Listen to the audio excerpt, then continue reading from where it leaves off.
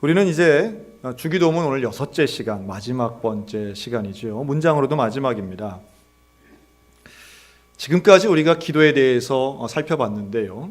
특별히 이 시험에 대해서 말할 때는 우리가 이 두 가지 얘기 많이 들어보셨을 거예요. 시험에는 두 종류가 있다. 하나는 우리의 실력을 키우기 위한 하나님이 주시는 시험, 테스트가 있고, 또 하나는 우리를 멸망하길 원하는 사단이 주는 시험, 유혹, 템테이션이 있다. 이런 얘기 아마 많이 들어보셨을 겁니다. 성경에서도 분명히 그런 시험, 시련에 대해서 말씀합니다. 그래서 야고보서 1장에 보면 2절, 3절에 내 형제들아 너희가 여러 가지 시험을 당하거든 온전히 기쁘게 여기라. 이는 너희 믿음의 시련이 인내를 만들어내는 줄 너희가 알미라. 이런 말씀이 있고요. 또 같은 장의 12절에 보면 시험을 참는 자는 복이 있나니 이는 시련을 견디어낸 자가 주께서 자기를 사랑하는 자들에게 약속하신 생명의 면류관을 얻을 것이기 때문이라. 아멘. 이런 말씀도 있습니다. 즉 마치 금을 재련하면 정금이 되는 것처럼 불 속에 들어가는 건 뜨겁고 괴로울지 모르지만 그 과정을 거치면 생명의 면류관을 얻고 하나님의 인정하심을 얻는다라고 하는 참 좋은 말씀이죠. 우리가 이래서 하나님의 시험, 하나님의 테스트를 지나고 견딜 수 있다면 그것은 우리 모두에게 유익하고 하나님께 영광이 된다라고 하는 말씀입니다.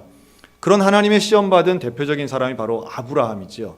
창세기 22장에 보면 아브라함이 하나님을 시험하시려고 그를 부르시되 아브라함아 하시니 그가 이르되 내가 여기 있나이다.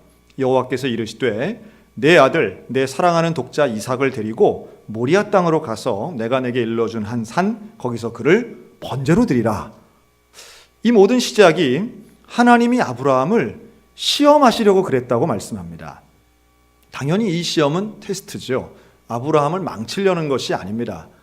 아브라함을 믿음의 조상으로 온전히 세우기 위한 하나의 과정이라고도 볼 수 있습니다. 또 반대로 우리를 망치는 시험도 있습니다. 망치게 하는 목적의 시험도 있습니다. 마귀의 유혹이죠. 야고보서 1장 13절 15절에 보면 사람이 시험받을 때에 내가 하나님께 시험받는다 하지 말지니 하나님은 악에게 시험을 받지도 아니하시고 친히 아무도 시험하지 아니하시느니라. 오직 각 사람이 시험을 받는 것은 자기 욕심에 끌려 미혹됨이니 욕심이 잉태한 즉 죄를 낳고 죄가 장성한 즉 사망을 낳느니라. 아멘. 그러니까 하나님은 우리에게 죽이려고 시험하시는 분은 아니지만 그런데 우리에게는 그런 망하는 과정의 시험도 있는데 그 원인이 마귀를 통해서든지 아니면 내 욕심을 통해서 이런 일이 일어난다는 거예요. 그러니까 어떤 일이 잘못될 때 그 원인이 내가 잘못해서 일어난 일들도 분명히 있다는 겁니다. 자, 이거는 우리가 이해하고 머리로 알겠는데요. 테스트든지 템테이션이든지 어떤 시험이든지 알긴 알겠는데 문제는 뭐냐 하면 우리가 실제로 고난이 닥치면 이 구별하기가 쉽지 않다는 데 있습니다. 이게 하나님으로부터 온 것인지 마귀로부터 오는 것인지 구별하기가 좀 어려워요. 이 구별하기만 하면 또 깨닫기도 사실 쉽지 않습니다. 어찌 보면 이 시련이나 이 시험이 하나님으로부터 왔다. 여러분 이거 알게 되면 끝까지 견딜 수 있습니다. 안 그렇겠어요? 하나님이 이거 주시는구나. 기회구나. 끝까지 견딜 수 있겠죠. 만약 마귀의 유혹이다. 이거를 알게 되면 아무리 달콤해도 넘어가지 않을 겁니다. 사람들은 그거 깨닫는 게 그렇게 쉽지 않아요. 뿐만 아니라 이것이 때로는 묘하게 섞여 있을 때도 있습니다. 하나님의 테스트나 마귀의 유혹 시험이 우리에게는 같이 올 때도 있어요. 예를 들면 이 고난을 얘기할 때 항상 욥을 이야기하지 않습니까? 욥의 시험이 그런 겁니다. 욥이 당대 의인이고 정말 거룩한 사람이었어요. 그런데 여기에 대해 마귀가 하나님한테 뭐라고 그럽니까? 하나님, 이 욥은 하나님이 복을 많이 주셨으니까 이렇게 하나님을 잘 섬기는 거지 만약 저 복을 빼앗아 버리면 하나님 안 믿을 겁니다. 그때 하나님이 마귀에게 욥을 시험하는 것을 허락하십니다. 그러니까 하나님이 허락하시는 것은 당연히 욥은 거룩하고 믿음을 지킬 거라고 하는 걸 아셨겠지만 마귀는 그 허락을 받고 가서 욥을 시험해요. 근데 그 마귀의 시험은 욥을 망하게 하려고 주는 겁니다. 그러니까 하나님의 테스트와 마귀의 유혹이 같이 이렇게 섞여 있어요. 욥은 그래서 사람이 생각할 수 있는 상상 초월의 고난을 당하죠. 재산을 잃습니다. 건강을 잃습니다. 게다가 자녀까지 다 죽어버립니다. 참 이럴 때 답답한 것은 욥은 이 고난이 왜 생기는지를 몰랐던 거예요. 내게 왜 이런 고난이 오는지 몰라요. 논리적으로 이해가 안 돼요. 어떤 이유도 받아들일 수 없는 상황인 거예요. 그럴 때 욥의 친구들이 와가지고 욥한테 계속 뭐라고 하느냐 하면, 야, 사람이 어떻게 이런 고난을 당할 수 있느냐? 이런 고난을 당하는 건 네가 무언가 죄를 졌기 때문이다 라고 말합니다. 여러분, 상당히 고난받은 사람에게 하는 폭력적인 일이 욥기서에게는 가득히 적혀져 있습니다. 복음서에도 마찬가지죠. 예수님에게 와서 질문합니다. 예수님, 저 사람, 날 때부터 소경인 저 사람은 본인의 죄 때문에 저런 걸 당하는 겁니까? 아니면 부모의 죄 때문에 저런 걸 당합니까? 라고 질문합니다. 그때 예수님은 본인의 죄나 부모의 죄 때문이 아니라 저 사람이 당하는 저런 장애와 저런 고난은 하나님의 영광을 드러내기 위함이다 라고 말씀하신 줄로 믿습니다. 우리는요, 남의 시험, 남의 고난을 너무 재단하고 너무 쉽게 판단하는 경우들이 많습니다. 이건 뭘 전제로 하느냐 하면 내가 경험하지 않은 거를 너무 쉽게 판단해요. 그래서 뭔가 문제가 있는 거는 꼭 원인이 있을 거라고 생각한다는 거죠. 그 원인은 부정적인 문제는 부정적인 원인이 있으니까 그런 거다라고 그냥 속단합니다. 그래서 남의 불행에 대해서 너무 쉽게 얘기하고 너무 쉽게 재단합니다. 상당히 폭력적인 일입니다. 예수님은 어려움 당한 자와 함께 울라고 말씀하시지 그 원인을 규명하라고 말씀하시지 않습니다. 그래서 이 기도도 마찬가지예요. 시험이 없는 인생을 위해서 기도하는 게 아닙니다. 시험이 없게 하여 주옵소서가 아니라 시험에 들게 하지 말아달라고 기도합니다. 이게 상당히 중요한 부분이에요. 여러분, 인생은요, 언제나 시험이 가득 차 있습니다. 다만 우리가 좀 공감할 수 있는 건 이런 게 있습니다. 시험은 누구에게나 있는데 시험이 똑같진 않아요. 조금 주관적으로 얘기한다면 시험이 공평하지가 않아요. 마귀의 유혹이든 하나님의 시험이든 공평하지가 않아서 어떤 사람은 정말 감당할 수 없는 것처럼 보이는 어려운 시험을 당하는 분들이 계세요. 어쩌면 저런 고난을 당하고 있는가?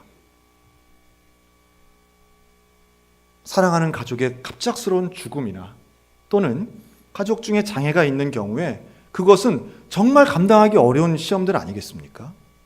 그러니까 사람들이 거기에서 그 원인을 알 수가 없는 거예요. 이런 일이 왜 일어나는지 모르는 거예요. 그러니까 사람들은 쉽게 죄 때문인 거 아니야? 뭐가 문제가 있겠지라고 생각하지만 예수님은 절대로 그렇지 않다고 말씀하시는 줄로 믿으시기 바랍니다.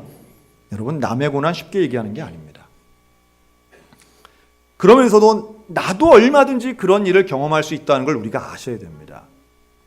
예수를 잘 믿는다고 시험이 없는 게 아니에요.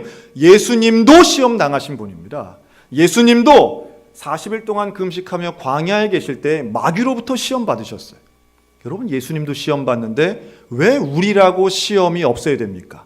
그런 생각 자체가 잘못된 겁니다. 욥도 시험 당했는데 왜 우리는 시험이 없어야 된다고 생각하십니까? 신앙생활 잘해도 얼마든지 시험이 올 수 있습니다. 하나님을 열심히 잘 믿어도 설명할 수 없는 고난을 당할 수 있습니다. 문제는 시험 없는 인생이 아니라 시험이 닥쳤을 때에 시험에 들지 않는 것이 은혜인 줄로 믿으시기 바랍니다. 그걸 위해 기도하는 거예요. 예수님이 우리에게 가르쳐 주신 이 시험에 관련된 기도는 시험 없는 무슨 아무것도 없는 진공 인생 살아가는 게 아니라 시험 투성이지만 고난 투성이지만 그 가운데 넘어지지 않는 것을 위해 기도하라는 거예요. 악에서 구원해달라고 기도하는 겁니다. 그래서 우리는 시험에 들지 않으려면 방법은 오직 하나밖에 없습니다. 한번 따라 하실까요? 시험에 들지 않으려면 기도밖에 없습니다. 기도하셔야 됩니다. 기도를 하시되 반복해서 하셔야 되고, 기도를 하시되 먼저 하셔야 됩니다. 어떤 일을 해도 기도가 먼저 앞서가시기를 주님의 이름으로 축원합니다. 어떤 어려운 일을 당해도 기도가 해결의 시작이 되어야 될 줄로 믿습니다. 기도가 그래서 중요한 것이고, 그래서 주님은 이렇게 기도하라고 말씀하시는 거예요. 마태복음 26장 41절, 시험에 들지 않게 깨어 기도하라. 마음에는 원이로되 육신이 약하도다. 함께 동산에 올라가 기도하던 예수님이 제자들에게 하신 말씀이에요. 넌 여기서 기도해라, 나는 저기서 기도할게. 기도하고 와보니까 제자들이 누워 자고 있는 거예요. 기도해야 되는지는 다 알고 있지만 기도하지 못하는 이유가 무엇입니까? 육신이 약하다는 핑계를 대지만 깨어있지 못한 거예요. 깨어있기 위해서도 기도해야 되지만 기도하기 때문에도 깨어있을 수 있는 줄로 믿습니다. 시험에 들지 않도록 하는 방법은 오직 하나, 기도 외에는 없는 거예요. 그런데 기도하면 우리에게 어떤 은혜가 있는가? 왜 시험에 들지 않는가 하면, 여러분, 기도하면요, 악한 것을 보지 않게 됩니다. 이 말은 뭐냐 하면, 자, 사단이 우리를 시험을 하고 유혹을 할 때 우리의 약한 부분을 건드리는 거예요. 근데 그 약한 부분이라는 게 뭐냐 하면 우리가 관심 있는 분야입니다. 되게 우리가 관심 있게 눈으로 지켜보는 거예요. 육체의 정욕, 이생의 자랑, 이건 뭐냐 하면 우리가 관심 갖고 있는 그걸 가지고 돈에 관심이 있으면 돈으로 유혹하고요, 명예에 관심이 있으면 명예로 유혹하는 거예요. 우리의 관심이 악한 것을 보지 않는 게 중요해요. 더러운 것 보지 않고 더러운 것에 무관심한 것이 사실은 시험에 들지 않는 비법인 줄로 믿습니다. 제가 몇 년 전에 새벽 예배를 마치고 차를 몰고 어디 하도 오래돼가지고 어디 가는 길이었는지도 잘 기억이 안 나요. 그런데 하여튼 새벽에 이제 막 해가 떠오던 이제 그 시간이었어요. 차를 몰고 가는데 신호 대기, 이제 빨간불이어서 딱 섰습니다. 신호를 기다리고 있으면서 이렇게 보니까 이 오른쪽 옆에, 여러분 아마 기억하실 거예요. 한 10년 전에 그 사행성 오락실 바다 이야기라는 거 있었습니다. 바다 이야기. 그게 있는 거예요. 그 동네 바다 뭐 큰 것들이 많았습니다. 크게 있고 막 번쩍거리고 이제 있는데, 평소에는 그게 항상 지나다니는 길이지만 항상 문이 굳게 닫혀 있고 뭐 까만 썬팅을 해놔가지고 안에가 어떻게 되는지 몰랐는데, 그 아침에 사장님이 청소하시려고 했는지 문을 확 열어놓은 거예요. 그래서 제가 딱 보니까 문이 열려 있어요. 봤죠. 그런데 그 안에, 그 새벽 시간에 제 또래의 남자들이 가득한 거예요.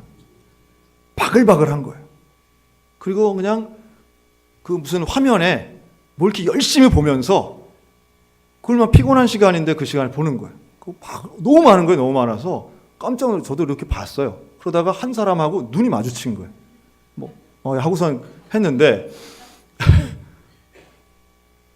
근데 그 마주친 그 얼굴이 얼마나 피곤해 보였는지 몰라. 한눈에 보기에도 이분이 30분 전에 그 안에 들어간 게 아니고 이미 여기서 밤을 샌 거예요. 누가 봐도. 주차장엔 차가 가득하고. 그래서 이제 신호가 열려서 제가 가면서 그런 생각이 들더라고요. 참 신기하다.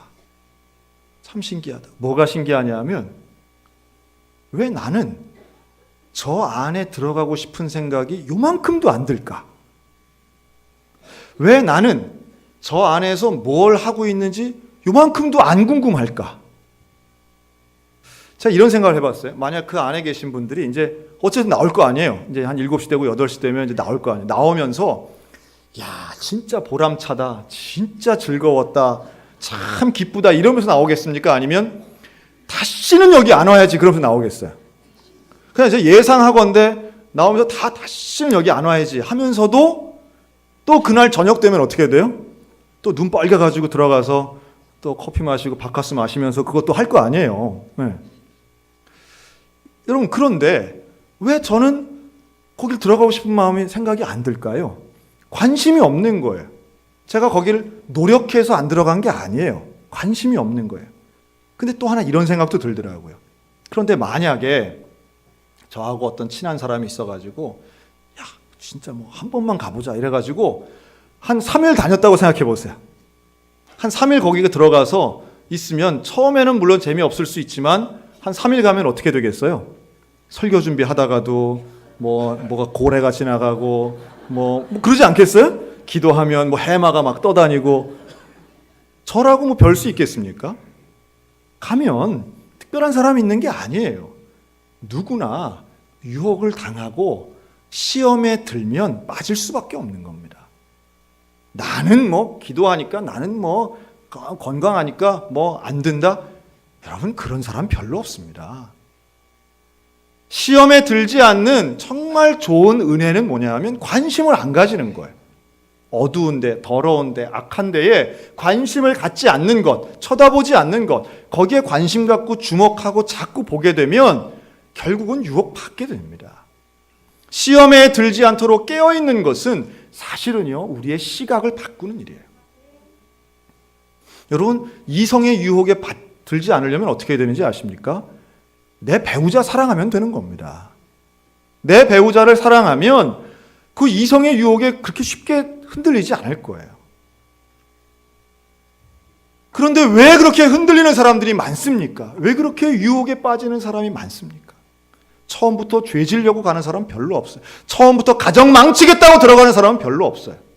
그런데 보이니까 자꾸 관심을 가지니까 쳐다보니까 사단은 그럴 때를 기다리고 있고 그런 순간을 놓치지 않는 존재임을 기억하시기 바랍니다. 여러분 나이를 불문하지 않아요.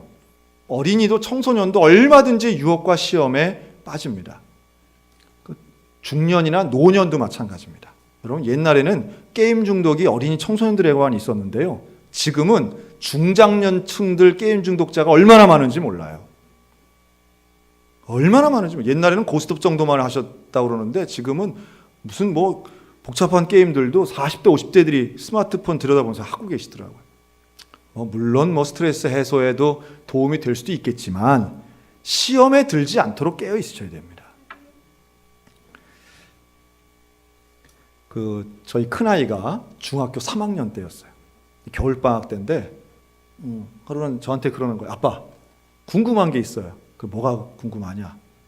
아빠 술은 어떤 맛인가요? 그러더라고요. 술 맛이 어떠냐고 저한테 물어보는 거예요.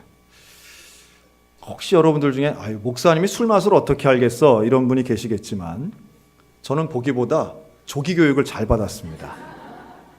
그래서 제가 어릴 때는 저희 집에 이 술이나 담배 등이 이렇게 비치가 되고 그렇죠. 어디 가서 이렇게 위락 생활을 할 때는 제가 아는 아버지 친구분들이 초등학생인 저한테 이렇게 술을 주시고 했던 그런 경험들이 있습니다. 그래서 어릴 때는 제가 술을 마셔봤고 오히려 커서는 제가 이제 안 먹는데 그래서 이제 술은 맛없어라고 해봐야 목사인 아버지가 술 맛없어 하면 이 아들은 어떻게 받아들일까요? 뻔한 대답 아니겠어요? 제가 그랬습니다. 그게 궁금하냐? 정말 궁금하다는 거예요. 정말 궁금할 나이 아니겠습니까? 중학교 3학년 남학생이 술이나 담배에 대해 호기심을 갖는 건 너무도 당연한 일이에요. 제가 그랬습니다. 궁금해? 궁금하면 맛보면 되지. 그랬더니 얘가 눈이 그래도 돼요? 하고 눈이 커지는 거예요. 그럼 되지. 야 가자 하고 홈플러스로 갔습니다. 참 우리 대한민국은요 그냥 어디나 술이 있어요. 대한민국은 뭐 작은 가게, 큰 가게, 뭐 음식점도 뭐 파는데 다 술이 있어요. 갔습니다. 가서 야 먹고 싶은 거 마음대로 골라봐라. 또 막상 가보니까 술이 종류가 얼마나 많은지 모르겠어요. 야, 뭐 어마어마하더라고요. 평소에도 쇼핑을 하지만 그 코너는 제가 뭐 잘 안 가는 코너니까 뭐 되게 많더라고요. 그래서 뭐 일단은 맥주 그래. 그 다음 소주. 그 다음 그래도 막걸리. 그리고 또 뭐 궁금한 거 있으면 다 얘기해. 수입 맥주 할까? 그래서 일단 몇 개 샀어요. 그래서 그걸 계산을 하는데 애가 막 이래도 돼요? 아빠 이래도 돼요? 교회 괜찮아요? 그래서 네가 시작한 거다. 우리 이 비밀을 무덤까지 가져갈래? 제가 그러고선 했습니다. 그리고 집에 왔어요. 집에 와서 제 아들 방에 걸 쫙 차려놓고 제 아내한테는 안주를 만들려고 했습니다. 빈속에 먹을 순 없죠. 해놓고선 그리고 앉아서 기도했습니다. 참 엄숙하죠. 네. 술 넣고 기도했어요. 우리 맛보는 거니까. 여러분 오해하지 않으셨으면 좋겠습니다.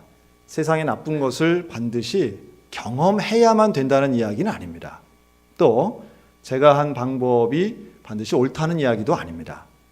하지만 제가 믿기로는 술이나 담배와 같은 습관성은 사실은 세상에서 만나는 유혹들 중에 가장 수준 낮은 유혹이라고 저는 봅니다. 그것을 안 한다고 해서 특별히 거룩하거나 또는 술, 담배를 하는 것은 분명히 건강과도 직결되지만 저는 개인적으로 담배보다 술이 100만 배 더 나쁘다고 봅니다. 지금 국민의 정서는 담배에는 부정적이지만 술에는 관대한 사회에 우리가 살고 있지 않습니까? 하지만 담배는요, 개인의 건강을 해치는 것이지만 술은 범죄와 직결됩니다. 술 마시고 죄 짓는 사람이 얼마나 많은지 몰라요. 술을 안 마셨다면 절대로 할 수 없는 일을 술 마시고 하는 분들이 얼마나 많은지 몰라요. 참 불행하고 불쌍한 일입니다. 저는 제 아들이 술에 지지 않기를 원합니다. 술의 시험에 들지 않기를 간절히 원하는 마음으로 기도하여 제가 술잔을 따라줬습니다. 생전 처음 먹어보는 술에 이 아이가 뭣도 모르고 벌컥벌컥 마셨습니다. 게다가 막걸리까지 섞어 마셨습니다. 얼굴이 빨개지더니 횡설수설을 합니다. 횡설수설하더니 그 다음에 픽 쓰러져서 잤습니다. 그 다음날 아침에 일어나더니 배가 아프다, 속이 아프다. 그리고 저하고 그런 얘기를 했어요. 맛이 어떻느냐? 정말 맛이 없습니다.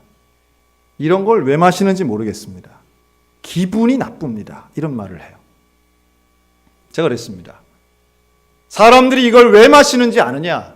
이게 맛있어서 먹는 사람들은 정말 중독된 사람들인 것이고 대부분은 무엇이 즐거운지 몰라서 술 마시는 것 외에는 다른 즐거움을 알지 못하는 불쌍한 사람들이 이것에 기대는 것이고 문제가 닥쳤을 때 어떻게 해야 해결되는지 모르기 때문에 이것에 의지하여 잠시 도피하는 겁쟁이들이 마시는 것이다.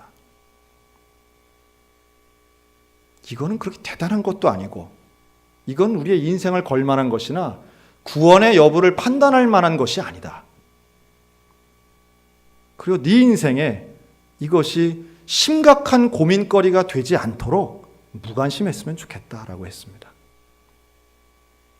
다행스럽게도 지금 대학 간 20살의 나이지만 뭐 또래들이 술 제법 마시는 것 같아요. 하지만 이 아이는 아직은 술에 넘어가지 않고 있는 것 같습니다. 뭐 중간에 시험에 들지 않는 게 중요하다는 말씀을 드려요. 아마 여기 계신 분들 중에 술이나 담배 문제 때문에 고민하시는 분들이 혹시 계실지 모르겠습니다. 여러분 그것 때문에 나는 그것 때문에 신앙 못 가지겠어요. 난 그것 때문에 교회 못 나가겠어요. 여러분 이런 어리석은 생각 안 하셨으면 좋겠습니다. 술이나 담배는 기호성 식품일 뿐이고 습관일 뿐입니다. 나쁜 습관은 끊어야 되는 것이지 그것이 우리의 신앙이나 구원이나 하나님의 영광과 맞바꿀 만한 그런 가치 있는 건 절대 아니라는 거예요. 제발 그거 가지고 신앙을 평가하거나 그런 거 가지고 사람을 폄훼하는 일이 없었으면 좋겠습니다. 여러분 담배를 펴도 교회에 나오는 게 좋아요? 안 나오는 게 좋아요? 다만 우리 예절이 있으니까 교회에 오셔서는 안 피시는 게 서로를 위해서는 예의라고 생각합니다. 그렇잖아요? 당신은 담배 피니까 교회 나올 자격 없어. 여러분 이거 폭력적인 말입니다. 끊도록 기도해야죠. 시험에 들지 않도록 해야죠. 우리에게는 더러운 거 악한 것 보지 않고 아예 무관심한 이것이 얼마나 큰 은혜인지 몰라요. 그리고 기도하면 시험에 들지 않도록 기도하면 기도할수록 어떤 은혜가 있는가 하면 보지 말아야 될 것은 아예 무관심해지면서 예수 그리스도를 보는 은혜가 있을 줄로 믿습니다. 시험에 들지 않으려면 다른 것 없습니다. 오직 예수님을 온전히 보는 믿음이 있어야 될 줄로 믿습니다. 예수님 바라봐야 돼요. 감당하기 어려운 문제들이 있습니다. 시험이 있습니다. 왜 나만 이런 걸 겪느냐고 하는 애탈픈 안타까움이 있습니다. 조금 심한 표현이긴 하지만 이런 말씀 드리고 싶어요. 왜 당신에게는 그런 어려움이 있으면 안 됩니까? 지금도 수많은 우리의 이웃들은 죽음, 질병, 고독, 외로움, 억울함에 시달리고 있습니다. 왜 나만 그런 일을 겪으면 절대로 안 되는 겁니까? 왜 나는 그런 일에 직면하면 하나님을 원망하고 하나님을 부정해야만 되는 일이냐는 거예요. 욥은 우리에게 그래서 고난에 대한 대명사가 되는 겁니다. 하나님을 잘 믿은 사람은 고난 없는 인생이 아니에요. 고난 앞에서도 주님을 바라보는 것이 믿는 자의 모습인 줄로 믿습니다. 잘 되든 잘 안 되든 상관없어요. 우리는 예수 그리스도를 보는 것이 시험에 들지 않는 사람의 모습인 줄로 믿습니다. 고린도전서 10장 13절에 이런 말씀이 있어요. 사람이 감당할 시험 밖에는 너희가 당한 것이 없나니 오직 하나님은 미쁘사 너희가 감당하지 못할 시험 당함을 허락하지 아니하시고 시험 당할 즈음에 또한 피할 길을 내사 너희로 능히 감당하게 하시느니라. 아멘. 아마도 어려운 고난 속에 있는 분은 피할 길이 안 보여요. 말씀은 그렇게 했는데 피할 길이 안 보여요. 혹시 이런 분들 계실지 모르겠어요. 사방이 꽉 막히고 벽으로 둘러치고 담으로 막혀서 어디 옴짝달짝 할 수 없는 바로 그때에 고개를 들어 하늘을 보시고 주님 바라보시기를 축원합니다. 우리 주님 계시는 거예요. 하나님은 그 고난 속에서도 계시는 거예요. 하나님은 고난을 낭비하시는 분이 아닙니다. 하나님은 고난을 통해서도 분명히 역사하시는 줄로 믿으시기 바랍니다. 다른 사람에게는 없는 정말 이해할 수 없는 그런 어려움을 겪으셨습니까? 그렇다면 여러분들의 그런 경험이 그런 비슷한 아픔을 겪는 사람에게는 가장 중요한 위로가 되고 격려가 될 줄로 믿습니다. 여러분, 사람의 격려가 사실은 고난에 빠진 사람에게는 잘 들어오지 않아요. 어떤 말도 위로가 잘 안 돼요. 그런데요, 그보다 더 큰 아픔을 경험한 사람의 위로는 놀랍도록 위로가 될 때가 있습니다. 재수생을 위로할 수 있는 사람은 삼수생이란 말이 있지 않습니까? 그런데 우리에게 하나님은 우리를 사용하신다라고 할 때 우리의 아픔마저도 사용하실 수 있는 분임을 좀 기억하셨으면 좋겠습니다. 하나님께는 우리에게는 비참한 비극일지 모르지만 하나님은 그걸 통하여 아름다움을 만드실 수 있는 분임을 믿음으로 받아들이시고, 하나님은 미쁘사, 하나님은 미쁘신 분이에요. 하나님은 변함이 없으시고 하나님은 신실하신 분이에요. 그 예수님을 바라보는 것이야말로 우리가 시험에 들지 않는 길인 줄로 믿습니다. 여러분, 기도할 때마다 주님을 바라보시기 바랍니다. 우리가 일상을 누리고 있다면 그것 자체가 은혜이고, 우리가 고난 가운데 있다면 그래도 주님을 바라봐야 되는 것이에요. 하나님은 어김없는 분이십니다. 하나님은 변함이 없으신 분입니다. 오직 저와 여러분에게는 예수님 뿐임을 믿으시기 바랍니다. 고난에 지지 마시기 바랍니다. 힘들지만 견뎌내시길 바랍니다. 예수님과 동행하시기 바랍니다. 예수님 바라보시기 바랍니다. 시험은 무수하게 오지만 시험에 들지 마시고 악에서 구원해 주시는 그 예수님 손 붙잡고 믿음 따라 걸어가는 은혜의 성도들 다 되시기를 주님의 이름으로 축원합니다.